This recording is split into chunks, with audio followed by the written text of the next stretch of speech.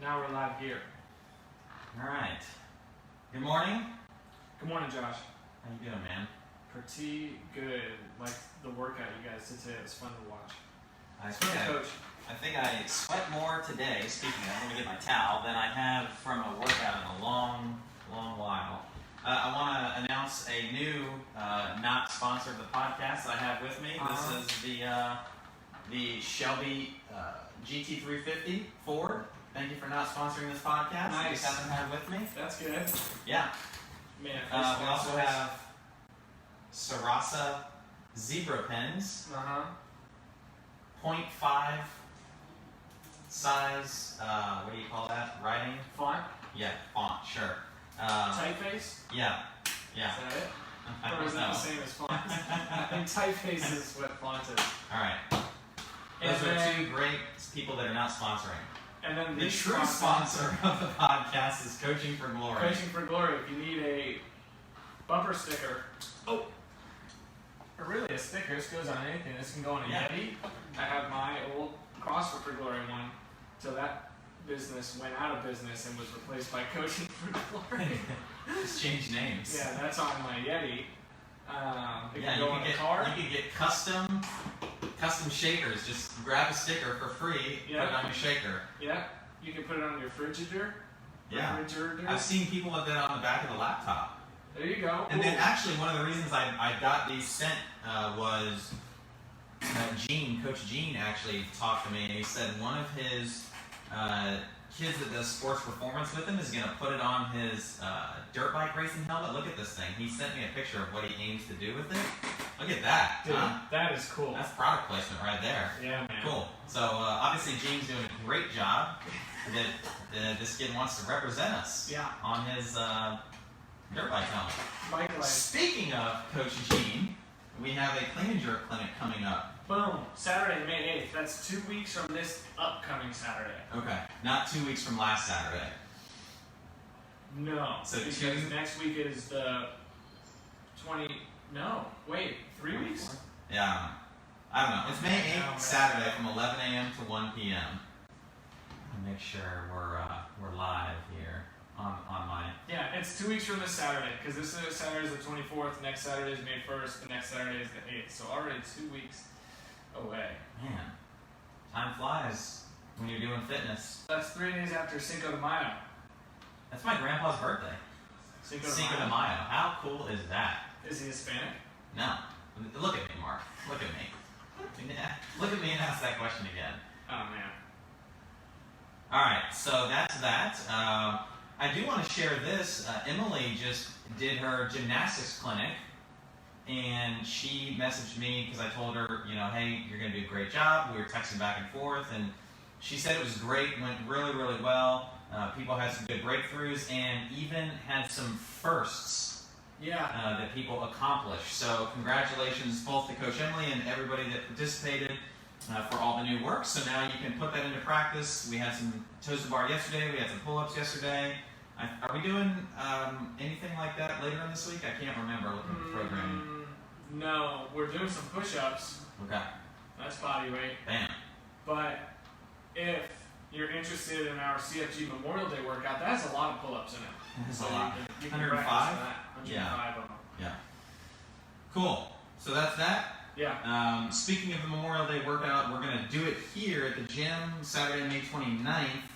On that Monday, as we do always, we will be closed Monday, May 31st. So it's come in, get your workout in early that Saturday morning, and then the rest of the holiday weekend, enjoy with family and friends. I love that workout, man. It's pretty cool. Round 3, 4, when you feel the chills coming on. Oh, yeah. I think it was 2 years ago that I did it, and I remember going out to start I think it was my 4th round, and I went out the front doors, and I just kneeled down in front of those, the parking stops, just sat there, contemplated, am I capable of finishing, and is it a good idea for me to finish? And then it's like, yeah, I know that I can. It's not that it's hard, and you know it's going to be hard, but you just have to stay moving. It's not the kind of hard that as long as you modify the workout properly, right? So it's 5 rounds of an 800 meter run, and then I forget the order, but it's like 21 alternating lunges, 21 burpees, and 21 pull-ups, right? It's those 3 movements. But like, you can always do 21 of all those movements. If you modify the workout right, you can always do your rep amount. You can always run half a mile or whatever running amount you're doing.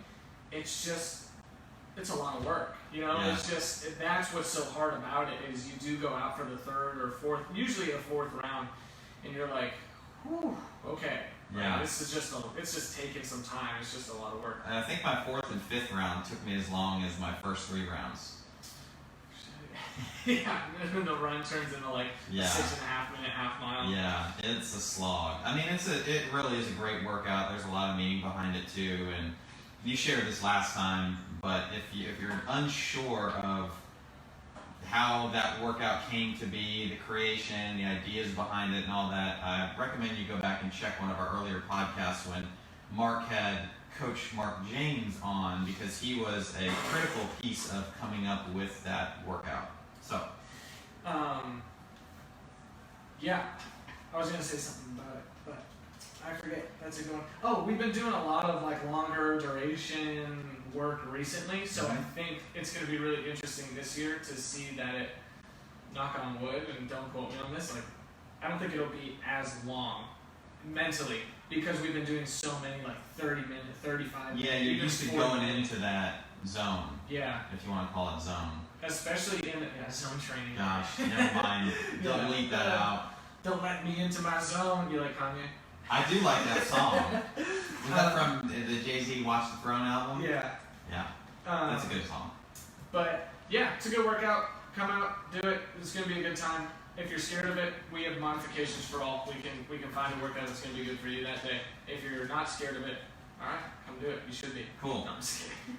So we've got a great question today that came in, and I know you were kind of deciphering it, making it one that is easily understood, not just for us answering it, but also for people that are listening that maybe have asked a similar question. And I actually drew up a little diagram, and then we can take a picture and toss it into the show notes or the feed as well later. But yeah, why don't you go ahead and ask the question, and then I will provide the 2-word answer that this person is looking forward to. So the question has multiple parts. It's about weightlifting, and the question is, how much more weight can you expect to lift after following a structured plan or program for 3, 6, 9, 12 months? And those are the numbers they use. You could even say something like 6 weeks. You could say 24 months. If you're talking Olympics, you could say 48 months. Oh, that's a good one. Yeah, I like that. Okay. So, like, how much more weight can you expect to lift after following a structured plan for X amount of time? Kind of a note that we had to talk about is this expressed as a percentage? Is it expressed as a specific amount of weight? And what factors go into that? Yes. Okay, so the popular correct answer that he did not want me to give, but I'm still going to give, Stephanie already said it as well, is it depends. Yep. So here are the factors that it depends upon. So number one, and these are in no particular order, but I think we actually talked about this on a previous podcast. But there's you can think of it in 3 separate buckets. The first one is intention. The second one is the modality being talked about, and I know that we're kind of bucketing this as strength increases, but then within strength increases, what you have to recognize is, are we talking deadlift? Are we talking push press? Are we talking back squat? And if back squat, low bar back squat, high bar back squat, overhead squat? Are we talking more speed strength movements like a snatch or a clean and jerk? Are we talking a power clean or a full squat clean? So I know that it sounds like, oh, he's just being deliberately difficult with the modality selection, and that's not it at all, because that is the reality that the modality does dictate what the expectation can be. And then the final piece, and this is just as important as the other two, is the person. So what we mean by the person is, what is their biological age? Are you a young whippersnapper, 14-year-old high school kid, male with just gobs and gobs of testosterone coursing through your veins right now to where you could look at a blade of grass and get stronger? Are you a 57-year-old who has just walked every day his whole life and has never lifted a weight ever? So two different people, massively different biological ages, so that's one piece. We can also need to consider training age. The 14-year-old with 0 years of experience or the 37-year-old with 25 years of experience training age are going to experience or should have very different expectations as to how much strength can they expect to get following a structured program. So we've got, within the person, the biological age, we've got the training age. You also just have what is in the immediate periphery.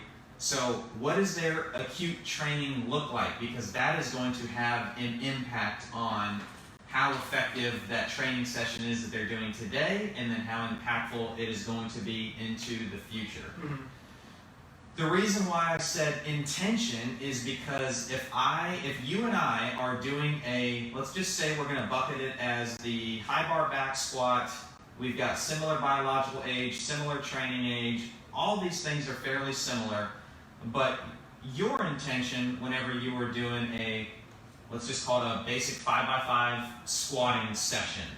If your intention is to maximize every single element of that session because you know doing so is going to pay bigger dividends down the road to gain strength, versus me that just comes in and yeah, maybe I do the 5x5, but with the intention of just, I want to feel good while I'm moving, that is also going to have an impact. Right. So all of those three buckets of variables, the intention, the modality, and then the person, all of those dictate what the expectation could realistically be. So we'll set the stage. That's why I know people don't like to hear that "it depends" answer, but that is the reality. If somebody is a novice trainee, meaning they have a low training age, and they are the same age as you or I, and we put them on a structured plan for 12 months, their percentage of increase is going to be exponentially greater than you or I. Yeah. Because we have basically squeezed every drop of juice out of that orange that we possibly can when you have followed a structured training plan for a really, really long period of time. Novice people, they haven't done that. They have barely begun to develop their central nervous system so that they can dig deep and, make those muscle fiber connections, build some more muscle, all that kind of stuff. So I drew up this little graph. On the y-axis, so going up and down, imagine that is your gains. Gains, I see you wrote it with a Z. With a Z, the gains trained with a Z. Mm-hmm. And then on the x-axis is your training age. And again, this is just one of the variables that we talked about. But if you're a novice person, okay, to reach novice training person status, I actually just gave a 60-minute presentation to coaches yesterday about program design. We dictated the difference between novice, intermediate, and advanced trainees. A novice trainee is somebody who has logged about 500 training sessions.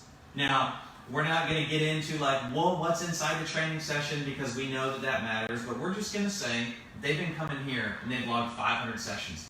That boils down to coming 3 days a week, 50 weeks a year, for 3.33 years. Wow. So they can still be a novice after almost 3.5 years. Yes. Wow. Okay. Cool. So to get into intermediate trainee status, you need to have logged at least 1,000 training sessions. So that is double the amount, right? Yeah. Because it's 500 500 is 1,000. So now we're looking at 6 2/3 of a year. Now, let's just say that you're somebody, well, I come more than that. Okay, so if you come 5 days a week to get to intermediate status, 1,000 sessions is about 4 years. So 4 years in, coming 5 days a week, 50 weeks a year, you've now hit intermediate training status. Awesome. And so here's what you need to know. When you're in novice status, the curve is really steep, meaning your gains, your expectation, this person was asking about strength percentage increases. What can you expect? You can expect it to go up really quickly because the nervous system is developing, you're making motor connections that have never been made before. When you enter that intermediate stage, the curve starts to flatten. Please don't ban us from anything. I just said flatten the curve. You can still expect to make increases, but they are going to come very few and far between. And then when you reach advanced status, which is about 2,000, maybe 2,500 training sessions, the curve is flat or decreasing. And so if you were to ask me, hey, Josh, that's interesting. I know that your training age is advanced. When is the last time that you have hit a PR on your back squat? I don't know. Probably in 2015 when I back squatted 335. That's probably the last time. So, and I'm going to put this up to the camera so people can kind of see it. So bear with me if you want to kind of talk through this. But this is what it looks like. Can you tell me if this looks right? Yeah. Hold on. Does it need to be closer? It's just lagging behind a little bit. I don't know if people can see this. But that might be a little close, but stay right there. All right. Oh, you see it? There you go. Yeah, that looks good. Okay. Yeah. So again, to recap, that's pretty good. Look at that. It is on the y-axis going up and down. You have gains with a Z. Mm-hmm. On the x-axis, you have training age. And again, I kind of try to designate novice, intermediate, or advanced. Steep curve when you're in the novice stage. So quick expectation of strength increase. It gets flatter as you move through intermediate, and then it flattens and starts to decrease as you are in the advanced training stage. Yeah. Nice. Cool. Visuals today. Instead of just look looking at at that. us. Yeah. Maybe that could be the thumbnail. Oh, that. There we go. I really like what you said. I know this is backtracking quite a bit, but the intention behind it, we've talked about it for so long, and you've always looked at Jay to kind of be the prime example of how of the intent behind coming in for a training session, because like he is 55 years old. He has made it to the games as a 50 to 54-year-old twice, training only an hour a day, right? Which you would think would be unheard of. But the reason that you kind of attributed to his success is, of course, his coach, but then his, but also his intention behind how he comes in and works out is there's never really any wasted rep. There's no fluff. Like he could tell you that, okay, the 23rd kettlebell swing in my third set at about the 6-minute mark, you know, like that fell off. Yes. And it's because he's that cerebral with it. And that intention makes a huge difference if you and if like Jay or somebody else were to have the same session on paper. So something I was kind of going through in my head is if person A or client A or goal setter A comes in and has, I like the 5x5 back squat example you used, and they do it with intention A, and person B comes in with 5x5 back squat and they have intention B, you could see entirely different results. Yeah. From that one training session. Now, that's very minute, right? If you and I both do 5x5 back squat, did you get so much stronger than I did across that one session? It's probably negligible, but did you benefit more from that intention behind the way you worked out? Absolutely, because you're most likely doing it across all of your sessions. Right. So I found that really, really interesting. And then I like graphs, so that was really cool to see. What was interesting, and I think it's shocking for a lot of people, is you hear that advance and you hear that the curve flattens, but also you mentioned that you could potentially see drops in that curve. You will, 100%. So it does Yes. it does reach a top and then it starts kind of Yeah. coming down. I think I'll argue for the people, because I think you'll hear this, is why do you sometimes see Olympic athletes, or Olympians, or games athletes, or strongmen PRing? Well, so what you have to remember is that everybody has a maximum physical potential. And if you're still hitting PRs, it means that you haven't reached your maximum physical potential yet. But if you were to put age, biological age, on top of this training age graph, and let's just use your example of Olympians, setting a personal record, at the Olympics or something like that, what you're going to see is a much steeper, curve up through the games novice and intermediate stage, and they're going to maximize the use of their resources at a much younger age than you or I may. That's why you don't see 50-year-old sprinters in the Olympics, is because they've exhausted that at the... How old is Usain Bolt? Maybe early 30s? I'm just going to take a guess. Yeah. And nobody's said this to Usain Bolt if you know him, but 34. Okay, so I'm going to presume that his best days, his quickest days, are behind him.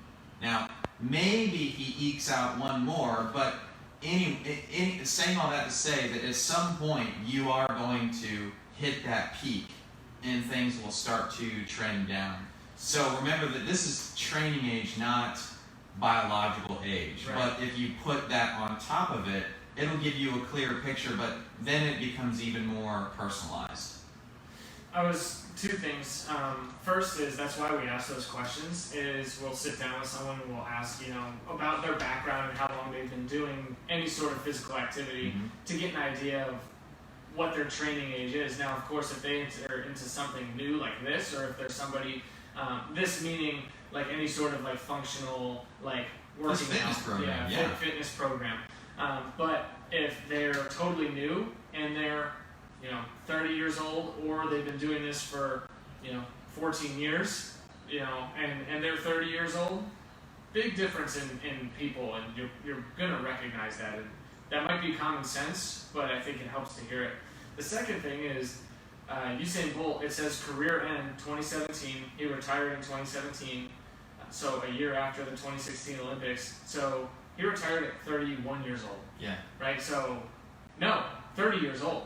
Yeah. Yeah, that was 40. I thought we were in 2020. Yeah, 4 years. Yeah, so he was 30 years old and he retired. Thank you for proving my point. Right? It's his best days are, they were behind him. And when you're one of the most decorated Olympians ever, I think it helps to realize that and be okay with that. Another question: When is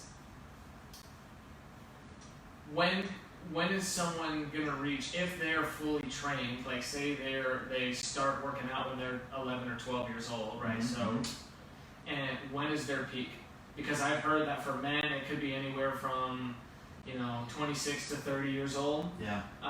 For women, I'm not too sure. I think it's about the same. Yeah. But when is someone's peak? Yeah, so that's such a tough question to answer, because if you just look at the literature, again, what you have to consider is the studies that the literature are using to make their case is usually studies done on young, athletic, collegiate age men and women. And Right. then you also have to understand, okay, when they say peak, what exactly are they saying? Because if you say, okay, males anywhere from, let's just say 28 to 32 is their physical peak. Well, physical how? Because I'm sure that Jay would make an argument at 55 that he's in better shape now. Whatever you want to consider shape, right? Now, meaning he's more physically capable than he was at that theoretical peak. So that's why it's a, I don't want to say that it's a question without a whole lot of merit, but that's the best way. And I don't mean to say that it's like a stupid question. Yeah. But there's just so much behind it that just boiling it down to say that's the peak at that age, that's not really the case. Do you mean, peak amount of testosterone released? Okay, so yeah, that's one thing that you can measure, but again, it's dependent upon each individual person. And I know they're looking at averages, so that's why they give you the range, the continuum of 28 to 32. But if somebody hasn't spent any of their physical resources to develop themselves physically at that peak, it doesn't mean that they're not going to go through this curve like I drew out here. So even if they are, meaning if they have passed their whatever the literature says is the physical peak. So let's just say it's 32. Someone starts training at 35. They're a novice. They're still going to experience the gains with a Z of a novice moving through intermediate.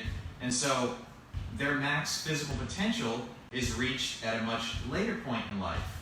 The goal of athletics is to maximize the usage of resources in the quickest amount of time to be as successful as possible. Is to just use every resource you have to win. That's it. Yeah. That's the difference between athletics and health. And I know we've talked about that before, and I didn't mean to go off on that short tangent, but I thought it was kind of relevant to the discussion.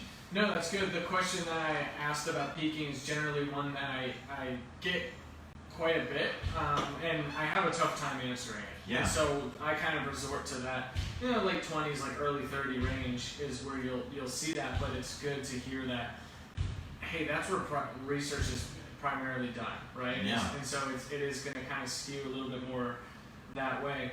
But I'm also asked that question by, we have a generally like age, like what's the average age of the person that comes here? 40s? Mid-40s. Yeah, right? So like those are the types of people that are asking us these questions.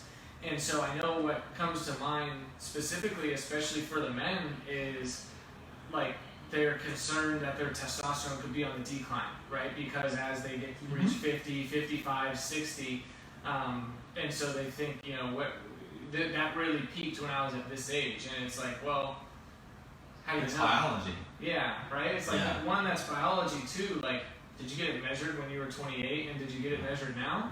Because I'd argue if you've been working out here and you've been consistent for the last 4 or 5 years, you have pretty high testosterone in relation to other 50, 55-year-old men. Yeah. And so it's just such a tough question to answer because there's so much that goes into it.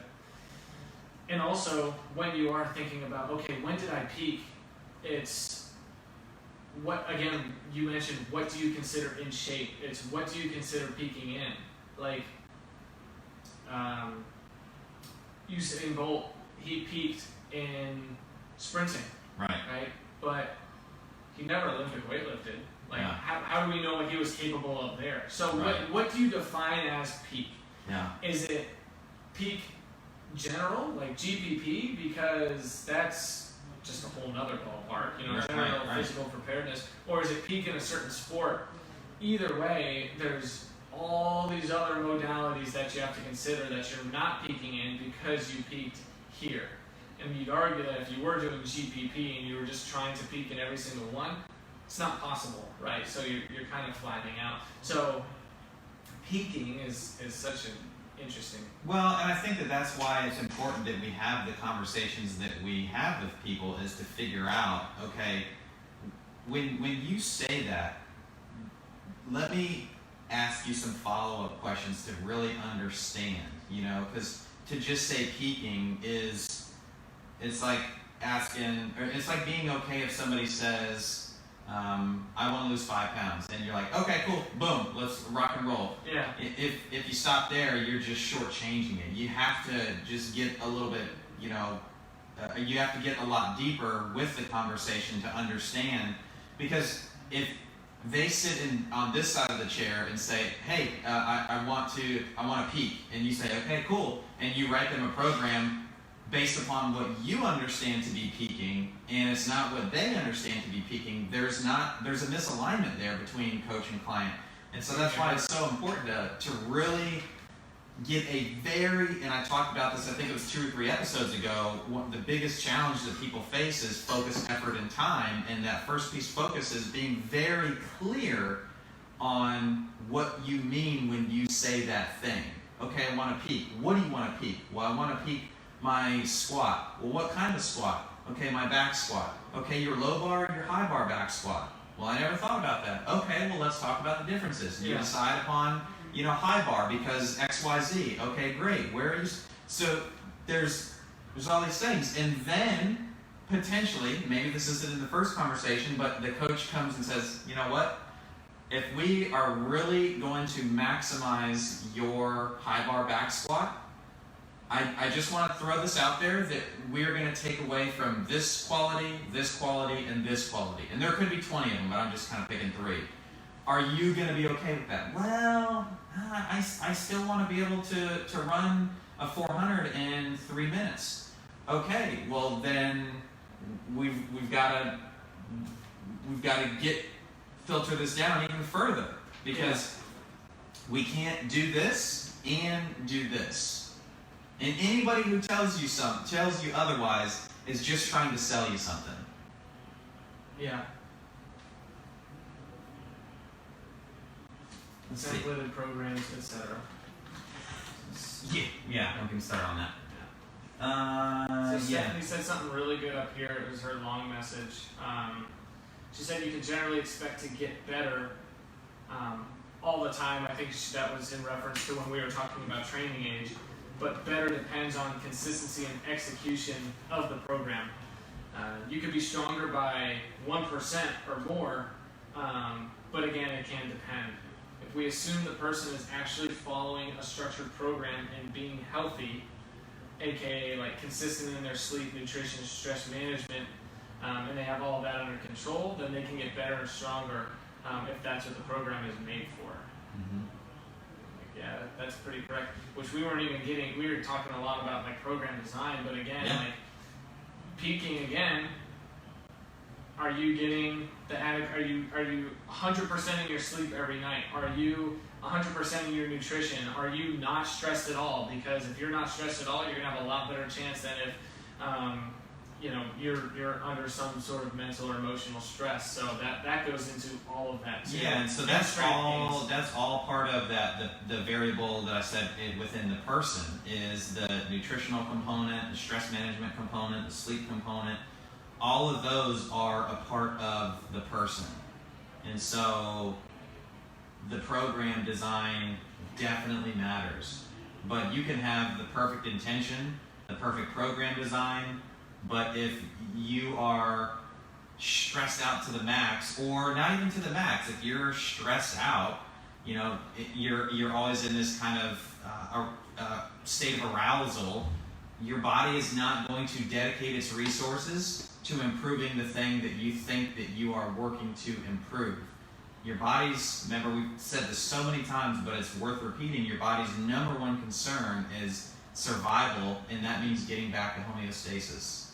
So if the stresses of life, we'll just call it that, are the primary thing that the body needs to deal with versus the stresses of training, that means that you are not going to recover and adapt / grow from the training, because your body needs to take care of the other stressors first.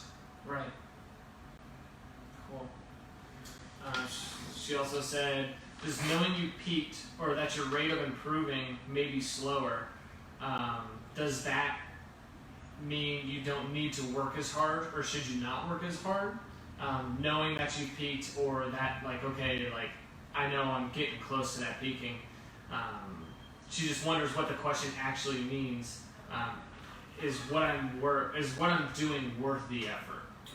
That's a great observation, honestly, and I love that piece at the end, because the longer that you work with clients as a coach, the more you're going to bump up against that last piece, is what I'm doing worth the effort. And there needs to be an alignment between what you are doing and what you are working towards. And it's up to the coach to help the client understand and thus buy into what they are doing.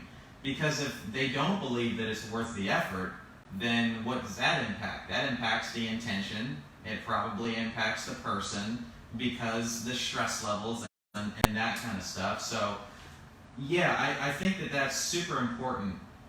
For me personally, and I'll just share this as a personal anecdote, what it has done for me, because I have noticed that, or I do know that I am into the advanced training age, is I just have fun working on different things. So I'm not concerned at all with, am I ever going to PR my deadlift? Have I snatched the most that I'm ever going to snatch again? Am I ever going to get, 15 ring muscle ups unbroken instead of 14? Because that's my all-time PR. Nice flex. Yeah. And that used to be impressive. Nowadays, it's like, any Joe can do that. Yeah. Anyways, so I'm not actually concerned with any of that stuff anymore. For me, it's just I love the practice of physical movement, and so I just enjoy it from that perspective. What are some things that you like figuring out, like anything recently that you can kind of use as an example? Like what did you focus on? What was your intent with today's workout? So it was 4 rounds, not for time, Yeah. of 40 calories. You did the assault bike, a 200-meter barbell back rack carry, and 20 pal-off press. Yeah. So each movement had me thinking about different things, and I'll kind of go in reverse order. The pal-off press, I thought about, okay, this could be a very simple, go through the motions, why is this even programmed type movement? Mm-hmm. But I'm very good at body awareness and proprioception and knowing what I should be feeling when I'm doing something. So that's still a relatively new movement for me to do with regularity. So I was really looking to make sure that I'm in the right position. I was focused on, my feet being in the same exact spot no matter which direction I was facing. I was making sure that my hips weren't shifting or anything. I don't just go through the motions. And I know that there are people that do that, and I'm not making a judgment, but that's just not how I go through, I'm very in tune with what's going on. So that was the pal-off press. Honestly, the back rack got harder for me every single round. My shoulders were just fried. So for me, it was kind of a game of, I do have long legs, so I can make the walk fairly quick, Mm-hmm. but I needed to be careful not to I didn't want my breathing to be so high that I would have to drop the bar or anything. And it was really just, that was kind of get through it, but also maintain good body lines. The most fun part for me was being on the assault bike, because I've spent more time on it. And you and I have talked about this. Okay, so you're doing 40 calories every time you get to it, and it was taking me 3:40 to 4 minutes, somewhere in there, right? So let's just round up to 4 minutes that it was taking me, so 10 calories a minute. So I know that should be about a 4-minute interval means you are doing a 16-minute race pace, and that's what I was thinking about. Okay. I kept thinking in my head, could I actually hold this for 16 minutes? This pace that I'm at. And the first 2 rounds, I was pretty confident I could. The last 2 rounds, I knew that I couldn't. Wow. So then I started to think, okay, for me, then I'm probably running closer to maybe a 12-minute race pace. So like a 3-minute interval. And I was just kind of hanging on for the last 40 seconds to get those last couple of calories to hit 40. Yeah. So those are the things that I start to think about. It's much more seeing big picture things. I don't, this is not to say that like, oh, I'm done developing my skills, but I don't look to develop like the things that we do in here on a daily basis. I don't feel like I have a lot more skills that I'm interested to learn. Yeah. You know what I mean? So now I'm playing with different skills within the workout, whether it be the skill of pacing, something like that. It's funny because I think the people that listen to this will find it really interesting that like that's how you've been working out and that's the mindset you've taken, and you've put anything that, and I don't mean to speak for you, tell me if I'm wrong, but you've put any sort of like competitive ideas when you work out aside, and you've just been focusing on what you said, and you still won the Open. Like, which is interesting, right? Because the Open is not it's not like you were trying to, of course you want to do the best you can in those workouts, but it's not like you went in going like, yeah man, like I'm gonna win the Open unless there's something you didn't share with me. But like, hey, like I'm trying to win the Open. Like you just did the best you could and applied what you've been practicing, and it worked out. All because of the intention behind your working out. Yeah. And just kind of, again, just focusing on little things here and there that can help you improve in general, while still allowing you to be a productive husband, father, the things we talked about, business owner, leader throughout the day. So that's pretty interesting. Yeah, it's been an interesting journey since we went through like the shutdown, working at home and not having, the clock looming over you or leaderboard. And I've never really looked at, the daily leaderboard or anything anyways, just because I've always been very clear that what I'm doing is for me and not to compete with anybody else. And I know that there's plenty of people who are like, well, I don't do it to compete. I do it to take a look at what so and so did because but that's also never been me either, to say, well, I want to see what so and so did because I know we're about the same. That's competing. Yeah. Thank you for pointing that out. Yeah, that's never been my MO. But the more that I focus on me taking away something from a learning during every session is super fulfilling for me, and I get great joy out of that. Yeah. That's cool. Yeah. So that was all one question. The last 30 something minutes, 33 minutes or whatever we just did. So that was pretty cool. So thank you to Edgardo. I know he'll appreciate the shout out. Thank you for asking that one. That was a good question. There's one I thought of 2 minutes into the answer to this one. And so it's something you and I have talked about quite a bit, and I've talked to a couple of members about it, and I was just reminded of it. How do you teach someone to express a certain physical attribute? And so by express a certain physical attribute, I remember I asked this question today because during the answer to listener question 1, you mentioned power cleans.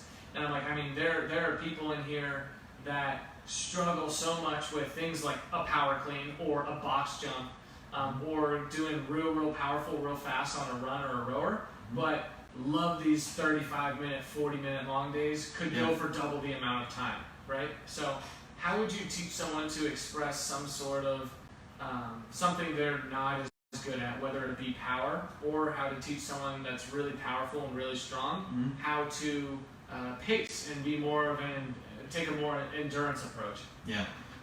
Just for clarification, are we saying that this person can do it one time, or this is a brand new skill that they're learning?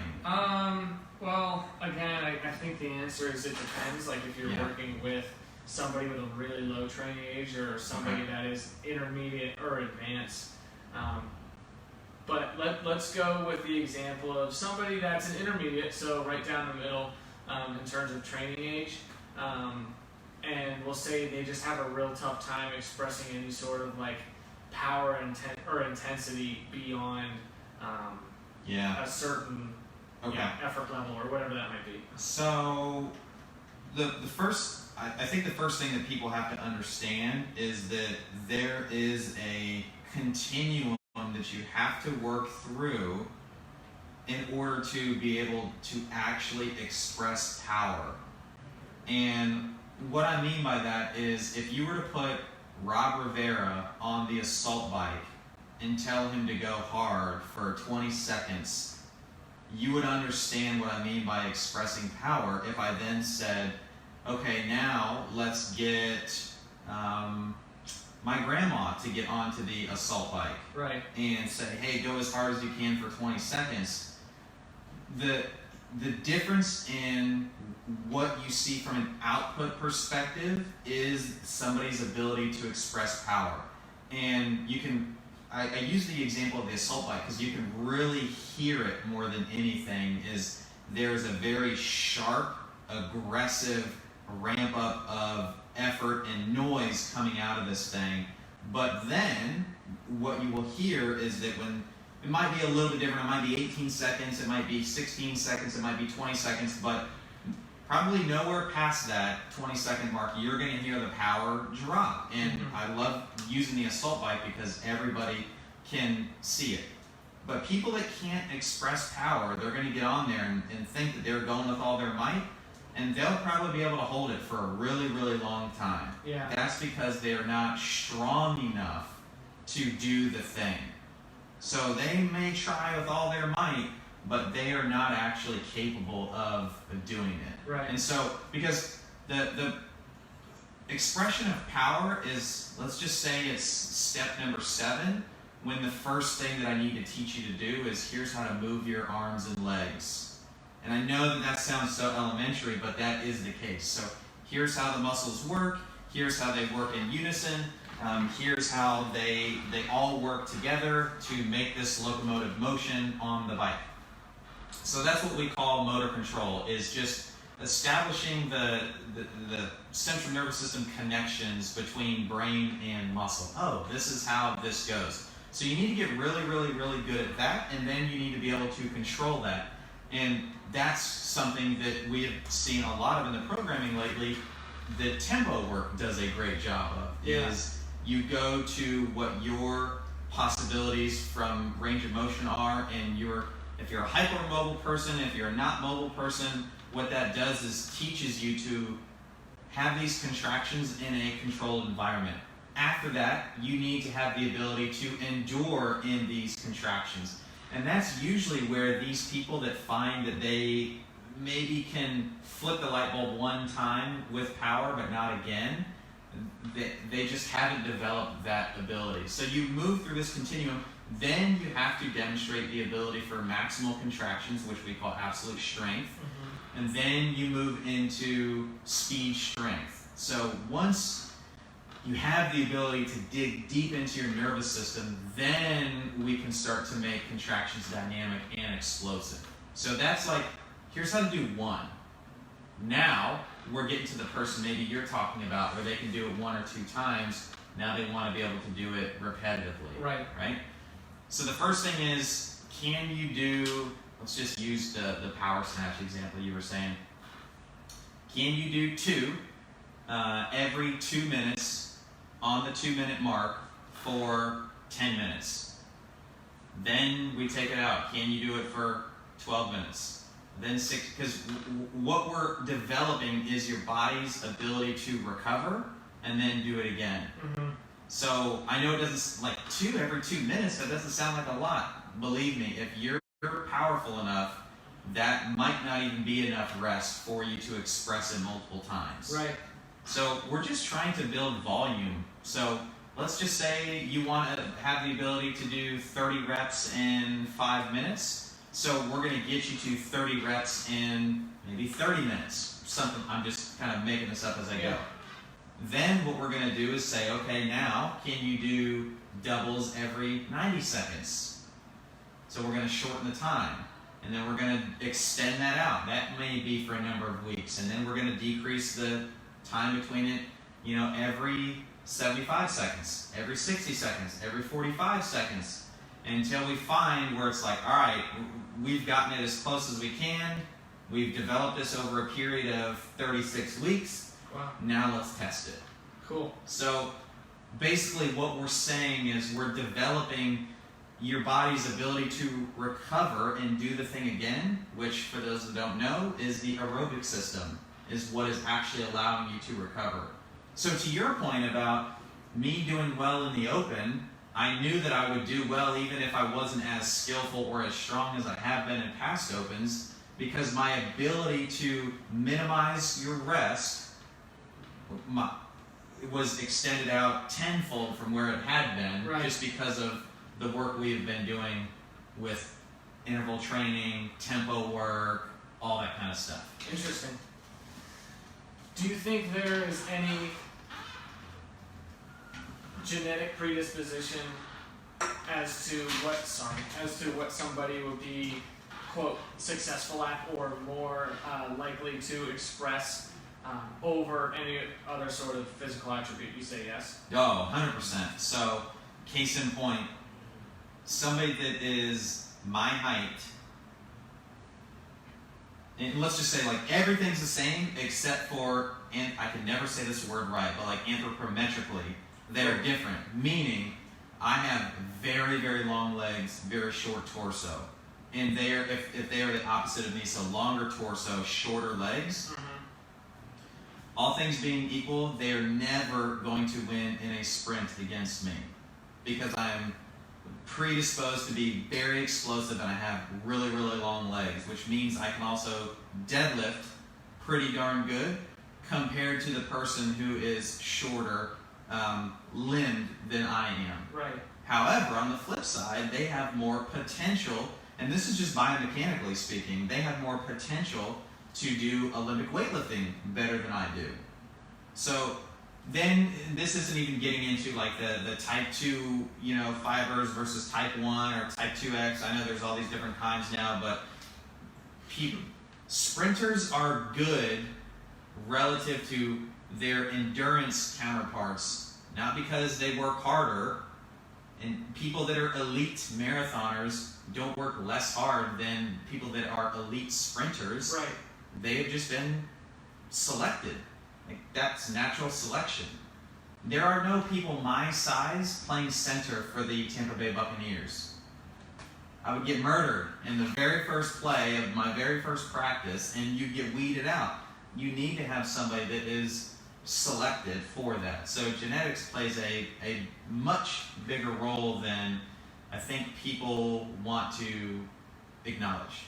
I asked that because we have a member that sent me their 23andMe results last week or the week before. It was really cool to look at and read, but we were actually talking, they take the 5:30 a.m. class, and we were talking afterwards one day, and she sent me the screenshots just to reinforce that she has a ton more type 1 fibers. Yeah. And so it kind of explains, because she is somebody that prefers like that steady state heart rate area. I was going to say zone, but I'll say area instead. Yeah. But things like we did today versus any sort of lifting, because lifting in the traditional sense is you're going to be using those type 2. We'll just use type 2 instead of type 2A, type 2X, but those type 2 fibers, because she is more genetically ready to endure and